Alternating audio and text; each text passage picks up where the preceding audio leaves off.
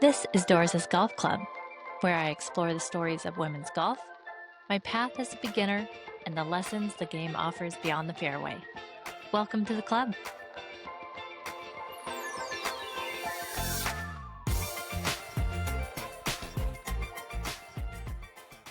Hi, everybody. Welcome back. All right, today I am talking about planning for the trip and my packing for the International Crown. It is coming up so quickly, and I am leaving this Thursday to fly out to Korea. So I want to talk with you all about that and planning for a tournament and going through the Spectator guide and everything. But first, I want to tell you a little bit about the Buick LPGA Shanghai tournament and how it all turned out. Because you guys, the streak is broken. The streak is broken. We have our very first of the 2025 LPGA year. We have our first repeat winner. And guess who it is?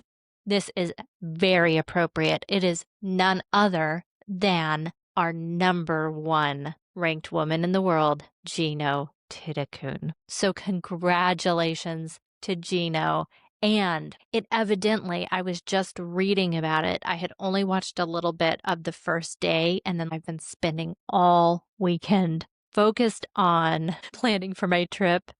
And oh my goodness, spending so much time on that. And so I haven't watched a lot more of the tournament, but I do have it recorded. And man, I'm going to go back and watch that last day, or at least the last hole. And then, you guys, it was a 5-hole playoff. So between Jeeno Thitikul and Minami Katsu. So you heard me talking all about her in the last tournament in the Lotte Championship. She was right up there along with Hyoju Kim.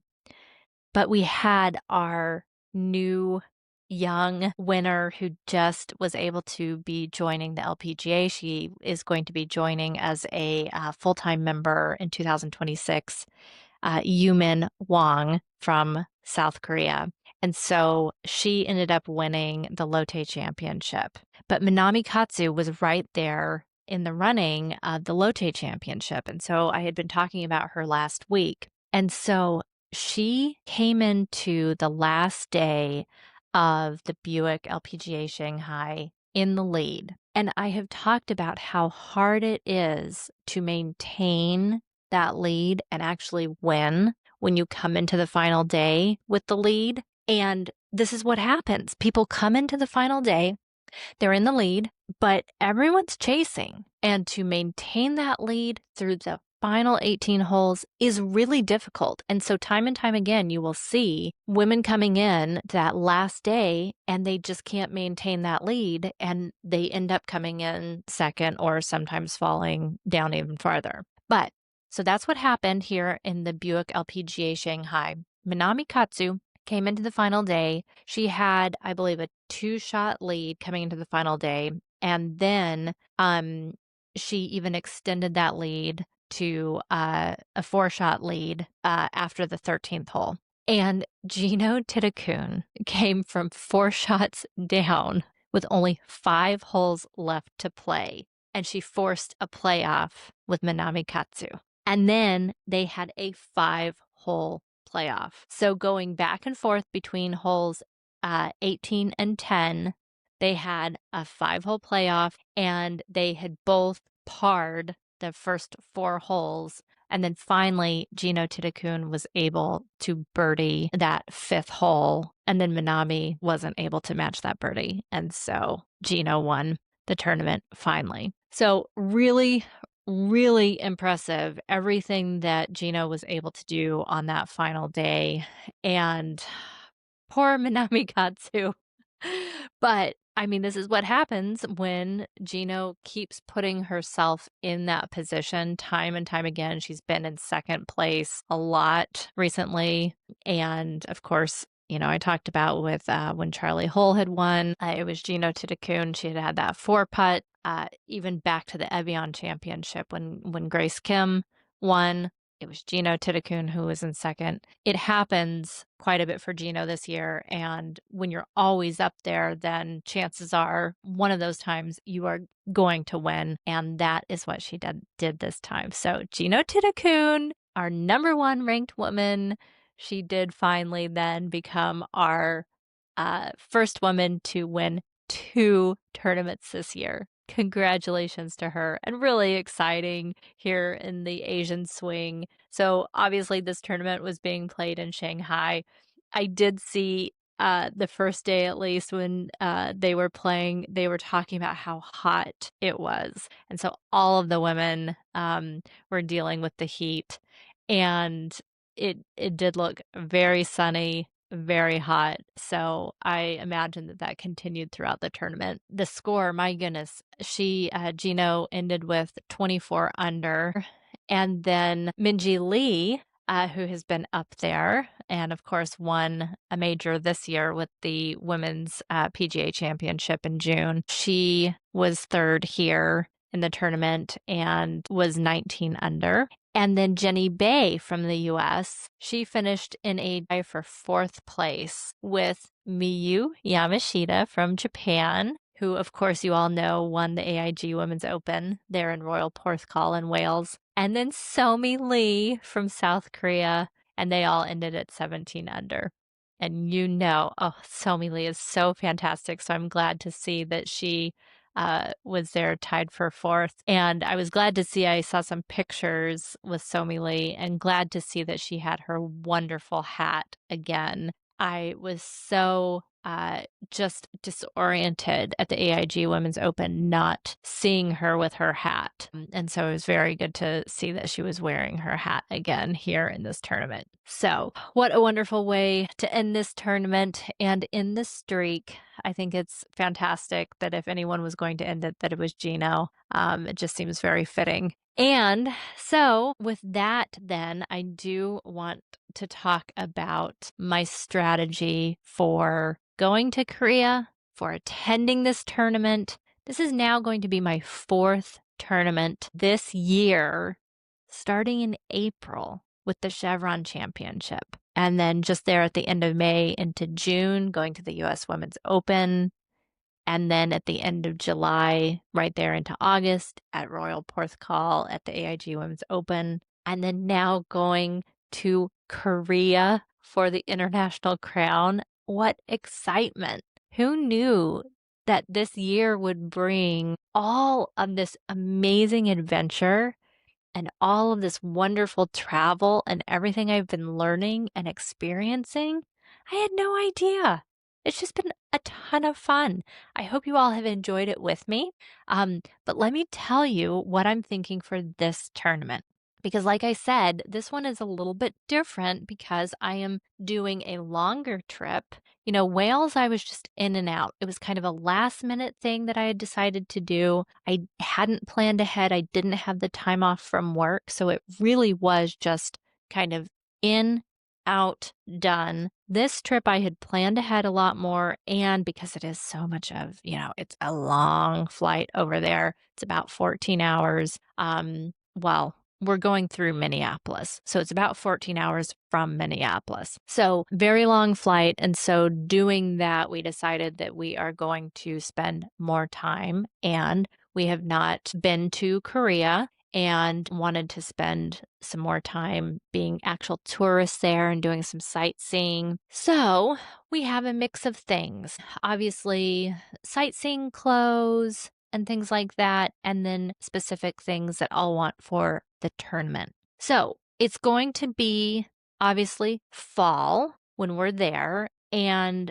I keep looking at the weather forecast, and it looks like they've had a little bit of a cold front go through. It's been kind of in the 70s, it looks like, as the high recently, but this kind of cold front has gone through, and so that the highs are kind of either in the 50s to, low 60s as the highs, and then the lows are looking like they're in the either high 30s into the 40s as the lows. It sounds like fantastic fall weather. I mean, that is the kind of temperature that I love. You get a little bit higher, like even in the 70s, and that starts getting a little bit warm for me. I really have embraced moving up north here, and it really is when it gets into the 70s and then the 80s. Oh my goodness, I get very hot when it's in the 80s. To me, that is summer and sweltering.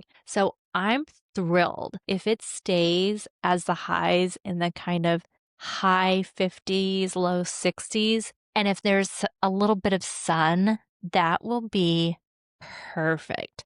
Now, I have seen there, at least like this week, there is some rain. It looks like once we get there, the sun icon is showing up. But of course, I don't have much of the extended forecast through the entire time we're there. That's not showing up yet. So I'm not sure. I'm going to be planning for a mix of sun and rain. And so I have prepared for that because with going to Wales, I knew or suspected. Oh, I had planned for, you guys, you remember, I had planned for it to be raining in Wales, right there along the sea. I thought it was going to be windy and raining. It hardly rained. It did just a little bit, but I bought all the stuff in preparation. So, of course, I have some small umbrellas. I have a wonderful kind of, it's almost like a windbreaker rain jacket. It's one of those that's very thin. It's not for warmth, but it is to keep water off. And so if I dress in layers, because if it does warm up through the day, or if I need something a little bit warmer to put on, I figure I'll dress in layers. For the tournament itself, if there is rain, I'll have the rain jacket, which stuffs down into this little packet that's really small. So I can stick that in a purse or a bag. Little umbrella. What I did end up using a lot in Wales, and I think I'll take again, I got this wonderful kind of warm insulated like hat that covered my ears, but it also had a brim or a bill. It was a bill. And it was waterproof as well, so that if it did rain, there was something to keep water out of my eyes, and it was insulated, so it kept my ears very nice and warm. And so if there was wind as well, it was great. So I think I'll take that again. And then as far as shoes, you guys, oh my goodness, remember in Wales, the walking that I did and the blisters I got? And as much as I love my Adidas shoes, they don't have the best arch support. I have very high arches, and I just was in so much pain. I had blisters on my feet where I have never had blisters before. It was awful. And so I ended up they're actually really cute. I got some Dr. Scholl's sneakers. They're really cute. They're very comfortable. So I think that those will be really good for walking around. And then I found some very cute Tom's kind of boots. They're suede. And so at first I'm like, I can't take those, but they are waterproofed. So they already have like the Scotch Guard stuff on them. They're very, very comfortable. And so I figure between those two pairs of shoes, they both look decent so that whatever kind of situation I'm in, I think they'll be fine. And they both should provide enough support for my feet walking around as a tourist. And then at the golf tournament, I should be okay. Just in case, I did make sure this time to buy, and I have prepared Band-Aids, my Neosporin, and just in case, I did buy some like particular like blister kind of what are they? They're kind of those thick padded things that stick on really well. And so like as soon as you're getting a blister, you should put it on and just leave it. So I did buy those so that I won't be in a foreign country and trying to search for whatever type of things that they have there, like I was doing in Wales. I was just like looking for whatever would work there to try to help my poor feet. So I have prepared. I am ready. I have it. I'm packing it. I'm bringing it. Okay. So I'm going to have layers. I'm going to have my raincoat. I'm going to have umbrella. I'm going to have a warm hat, at least for the tournament. And then I have my comfortable shoes. And just in case, I am taking things for blister care. Then, I have a mix of, I'm going to take, like I said, some, different layers, but I really enjoy, you all have seen and heard, going to tournaments this year. It has been nice to be wearing some dresses. They're actually very comfortable to be walking around, strolling all day on the golf course. And I really kind of enjoy wearing long dresses or skirts, walking around as a tourist. If we're going to museums, if we're going to, here in Korea, there are various temples and palaces and all kinds of wonderful touristy places that we're going to go. And some of these dresses and skirts that I have are so comfortable. And I also look, decent. I'm not just wearing sweatpants like I tend to just wear all day. As you can see, I'm wearing them now. So, I think I might take I have some nice, very comfortable, but also warm, long skirts. I have a really comfortable long dress that if it gets a little bit warmer, like on one of the golf course days, I can wear it. And then I have a variety of more comfortable pants that are kind of the, outdoorsy kind of pants for the golf course. Or if we are hiking somewhere, doing something like that, I think I'll take a variety of clothes like that. Now, for the tournament itself, the Spectator guide is really limited. Every single tournament, like website, different page about the rules of the tournament has been incredibly different. Some have been so long and detailed. Like Chevron was crazy how many rules they had and details. Wales was hardly anything.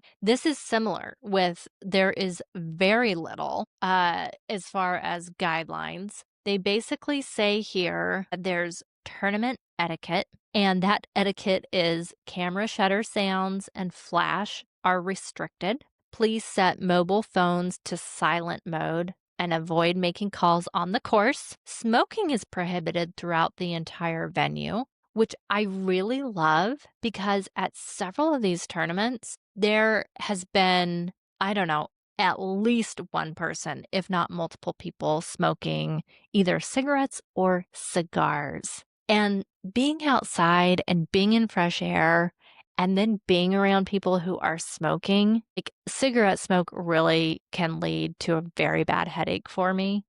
And when I am outside, and not just outside, but like outside in the open, I'm not expecting to be getting this intense cigarette smoke or cigar smoke smell. And so it's always very jarring and very annoying to me when I'm getting that at a tournament. So I really like that this is just front and center. Smoking is prohibited throughout the entire venue. And then the final thing here is re-entry is not allowed once you leave the venue. In case of an emergency, follow staff instructions. That's it. And that has also been interesting. Some of the places are very lenient with regard to being able to leave and just kind of get a stamp or get a scan, and then you're allowed to come back in. Some of these tournaments are very strict with if you leave, you are not allowed back in. That's it. So this one, if you leave, you cannot come back in. Good to know. All right. And then prohibited items. And it's interesting here, they do have a few things that are allowed within this prohibited items area. So outside food and drinks are not allowed. However, and I had to actually look up what this was, a PET bottled water under 1 liter is permitted. And I was wondering, I'm like, what is a PET bottled water? What does that mean? And I thought maybe it was just like an actual, reusable water bottle because a lot of tournaments have allowed those. But no, when I looked it up, it's like the actual kind of plastic water bottles that you just buy at any store, any convenience store, anywhere. It's a plastic water bottle, one that you would just then recycle. So it's not a reusable water bottle. It's a plastic water bottle, a bottle of water. It's a bottle of water that you would buy. That is allowed under 1 liter. Then the bag limit, 1 personal bag plus 1 shopping bag. And then it says large bags, boxes, and coolers are not allowed. Okay, so 1 personal bag, I assume that means like a purse. I guess that doesn't mean a backpack. For men, I'm not sure what that means. And then 1 shopping bag. I don't understand some of these sites and some of these rules. Like, while some of them I think are absurd, kind of like Chevron with the length and detail of their descriptions of what is and is not allowed, I appreciate it when I get to things like this with the bag limit, 1 personal bag and 1 shopping bag allowed. What does that mean? You know how many types of shopping bags there are? And who's bringing a shopping bag? Like, that is the most inconvenient type of bag to bring to one of these tournaments. You want something that is over your shoulder or like a backpack. You want a purse. You want something like that because you don't want something in your hands when you are going to these tournaments. You want to be able to walk around comfortably.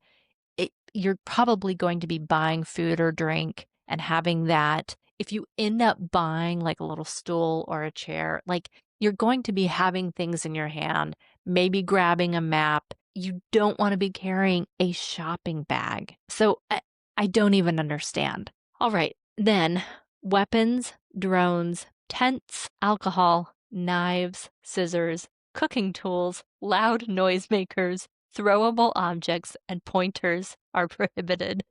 I just thought this was a really funny list. Like, I, I don't know, are tents or cooking tools like something that has come up often? I don't know, but there you go. And then finally, pets are not allowed except service dogs. So, what I've decided to do with regard to this bag thing, because you don't want to get somewhere and then not be allowed to bring in whatever bag you have. So I'm definitely not going to be considering this a backpack. In Wales, it was very explicit that, like, basically backpacks were allowed. This does not say that. So it also does not say that it has to be a clear bag.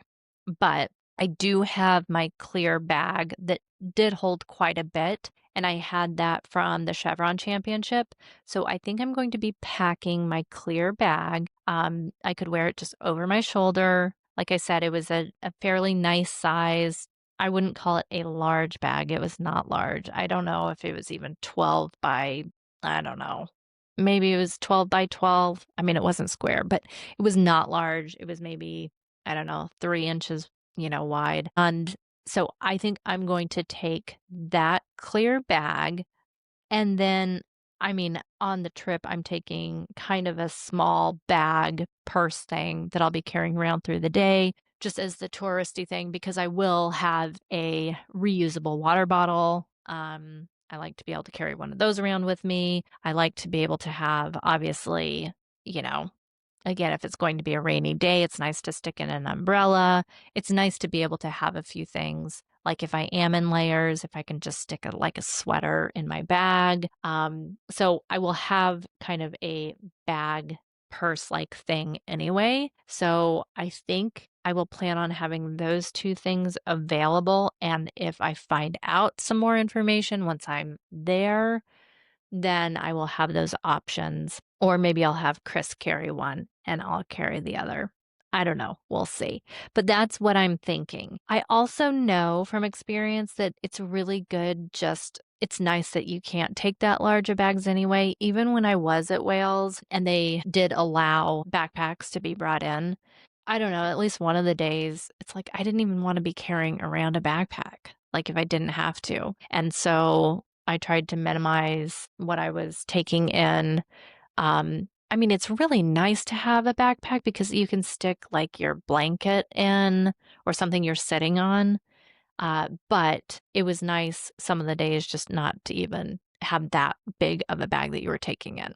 But speaking of which, having something to be able to set up somewhere in case you don't want to walk all day or stand all day. And if they don't have good grandstands, then having that blanket that it's basically an actual picnic blanket that rolls up nicely. The one that I have, it not only rolls up nicely, but it itself has like a strap that you can carry over your shoulder. And the top part, is like blanket material, and the bottom part is waterproof. So it's super nice. If there is any wetness or dew on the ground, it's not going to soak through. And it's just a fantastic thing to take to tournaments. So I think if we have room in our bags, I think I will stick that in. Okay, so that is what the tournament site provided. I've talked about making sure that I will have layers, my good shoes, having blister care.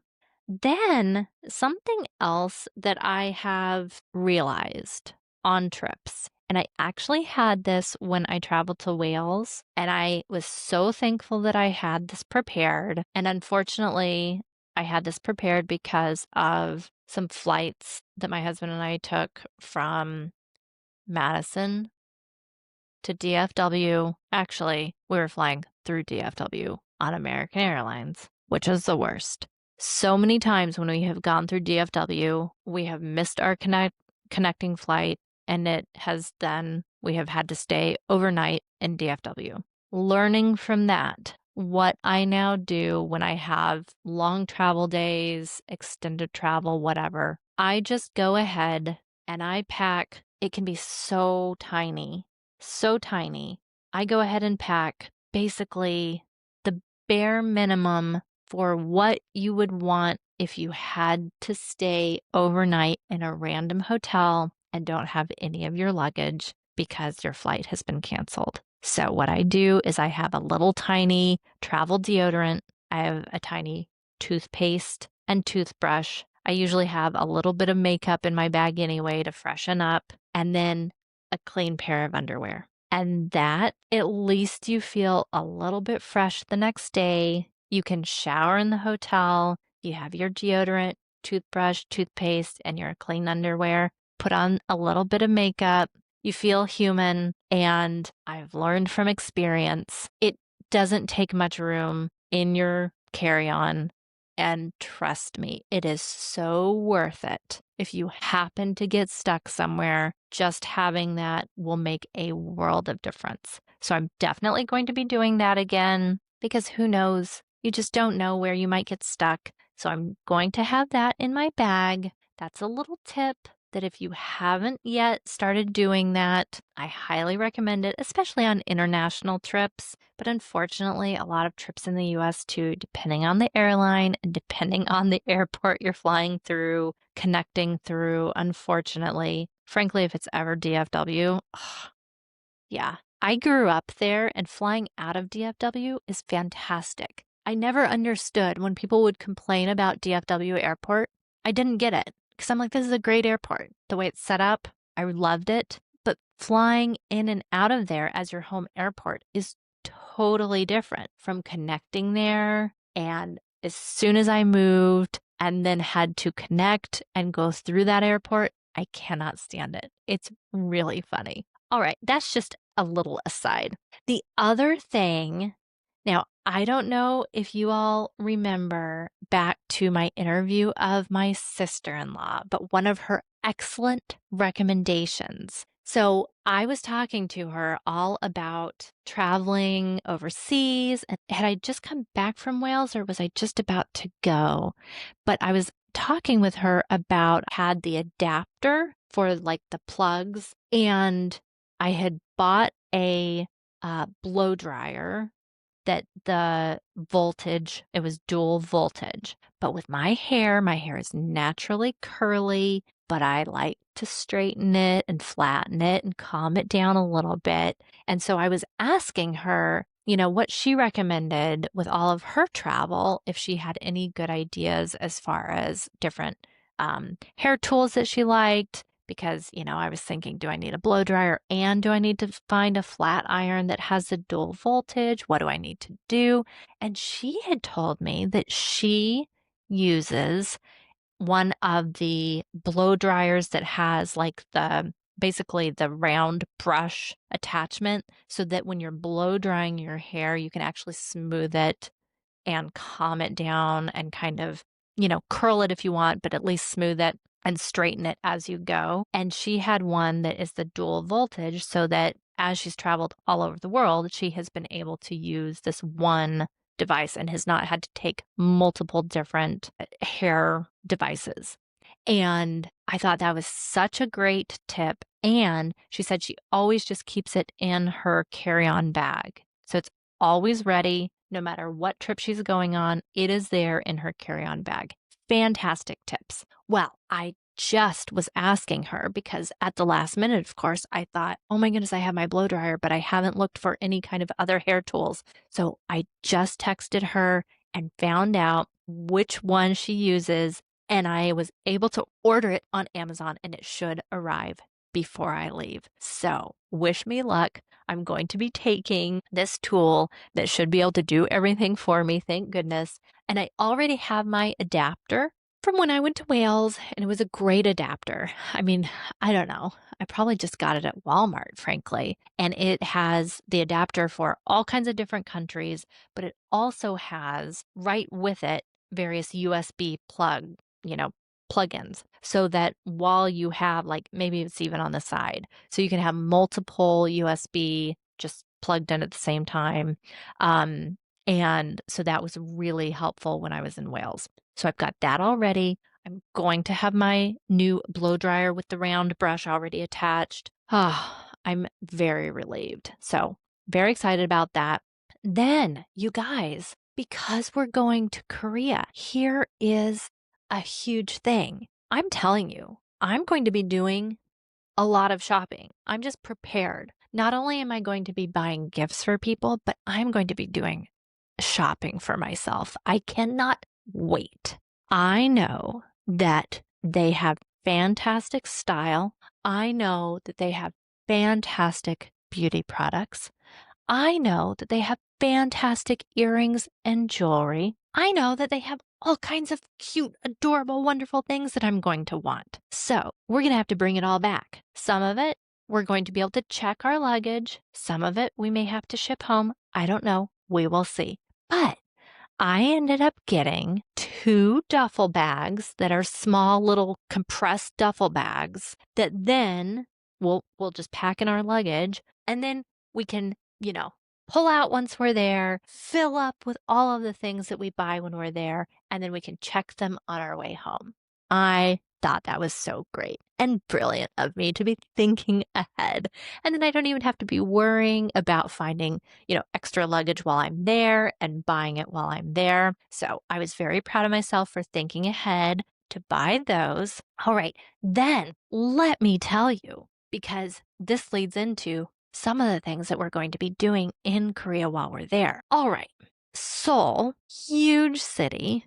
It is basically separated by the Han River there's the southern part of Seoul and kind of the northern, central part of Seoul, but separated there by the Han River. And the southern part of Seoul is basically known as being more of the modern area of Seoul. It's more maybe trendy, upscale, newer, and that is where, if you recall, back in the day, that fantastic, catchy, kind of annoying, but very fun and catchy song, Gangnam Style. Yes, Gangnam is an area, a district in the southern part of Seoul, so south of the Han River. And so basically that song was referring to Gangnam Style being kind of where the nouveau riche, the very trendy, part of Seoul is, and so that's Gangnam style. Then north of the Han River, that part of Seoul is considered more of the traditional, more of the historical side or part of Seoul. It's also older, and of course, there are very wealthy parts north of the river, but it is considered, I think in general, you can find more reasonable prices there. So a lot of the more traditional historical parts, like I said, where a lot of the temples and palaces, a lot of the historical parts are there north of the river.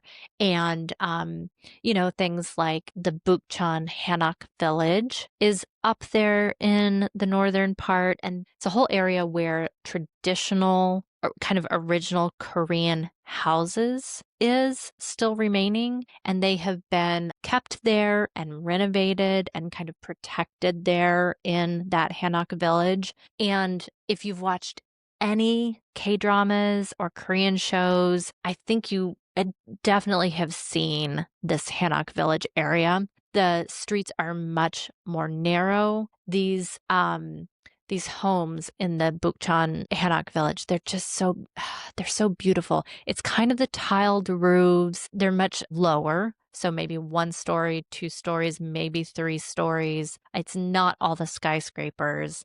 And traditionally, back in the day, like the 1800s, early 1900s, I think a lot of the government officials, a lot of, maybe very upscale, wealthy people lived there in the Hanok village and the villages. So those kinds of areas are north of the Han River. So a very dear friend of mine has recommended several things that we do in Korea. And she has been over several times. And when she goes over, she likes to stay in Gangnam, in the Gangnam area. And so we are going to be staying there for the first part of our trip, there in the Gangnam area. And then for the second part of the trip, we're going to be moving up north of the river into an area called Myeongdam. And that is more for the tournament days because it is going to be closer and easier for us to get to the tournament for those days, closer to the golf course on the metro line that we're going to be taking for the tournament. So it's really interesting to be seeing the subway system. They have a very extensive subway system, and I think it's very well organized, very easy to use. The pictures I was seeing, I think, it's very clean, very well maintained. And so all of the different lines are both numbered and color coded. And the line that goes up to where the new Korean country club is, where the tournament is being held, that I believe is the orange line, number 3. And so we'll be staying somewhere close to a subway stop along the orange line. And even though the orange line does go down into Gangnam, it just will take a lot longer on a tournament day to get all the way across the river and down into the south of Seoul than it would where we'll be staying that second part of our trip. So it should only take us about, hopefully, 30 to 40 minutes on the subway to get to the tournament site. And the stop that the tournament is on is Samsung Station. And then the tournament site did say, basically, there's parking there, but then also the subway stop. And then there's going to be shuttles that will be coming, I think, every 30 minutes to take people from there then directly into the country club for the tournament. And so those will be running, they said, from 8 a.m. until 1 hour after play ends, all days, Thursday through Saturday. And then on Sunday, 6 a.m. until 1 hour after the awards ceremony. So that is our plan. I think we are going to be, so we're flying into Incheon, and the airport, if you're looking at Seoul, the airport Incheon is off to the west, basically due west. And then they have a really fast kind of high-speed train, the AREX, I think it's called, that takes you directly into Seoul. And then once you're in Seoul, I think they have a really good bus system and then the subway system to get around. And then, of course, they have taxis and things too. But Seoul is huge. So that's what we plan to do. And then, like I said, we're going to stay south in Gangnam for the first several days. And there's, so there's a couple wonderful kind of there's a ton of wonderful shopping areas, but one of them that I'm really excited about it's called COEX Mall. And my friend was telling me about this. And I was looking at it, it's this huge underground mall that it just looks stunning. It has so many shops. It also has a movie theater. It also has an aquarium. It has all of this stuff. I cannot wait to go. Then this Myeongdong area evidently has this huge kind of shopping street, the shopping area. And I believe, according to my friend, when I asked her, I said, where do I go to get one of those hats? I really want one of those hats that has, some funny, cute little, I don't know, little bear or a little creature, and it has little ears, and then you pull on the little straps and it like wiggles its ears, or it does. I think you all know what I'm talking about. If you don't, you'll be seeing it soon. So she recommended, I think in the Myeongdong area, there probably will be stores that have those adorable hats that I've been seeing. I can't wait. Oh my goodness, you guys. I just can't wait. And like I said, they are it's not even on trend. Like they set the trends. Like my friend was showing me stuff that they were doing to their nails that hasn't even arrived here yet. Like it was blowing my mind, the pictures that she was sending. We're not even doing it yet.